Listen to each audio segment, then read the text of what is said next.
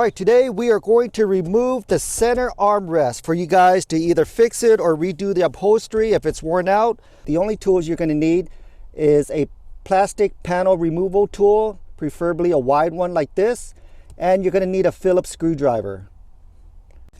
You're going to go ahead and open your center console upright, and you're going to look at this plastic piece right here.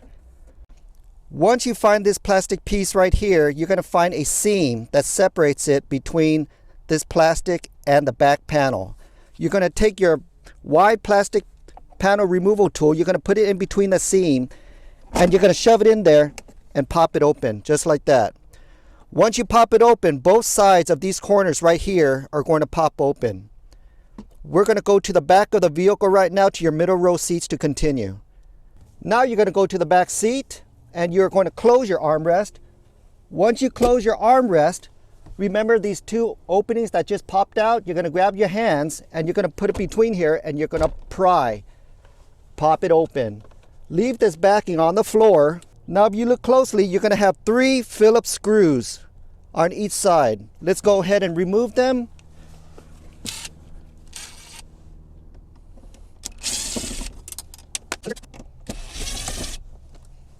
Once you remove it,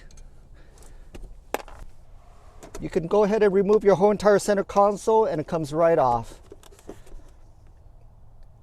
To put it back in, it's going to be a little different since you can't close the center console because it's spring loaded.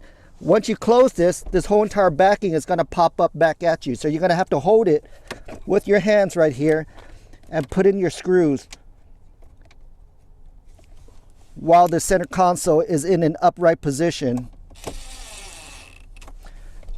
Once you lock 2 screws in, one on each side to hold the bracket,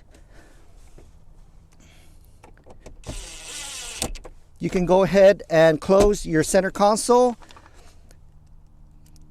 Put back your screws. The back plastic panel goes in fairly easy. It has 4 clips on each side. 1, 2, 3, 4. 1, 2, 3, 4. These are yellow clips that go inside these little notches right here.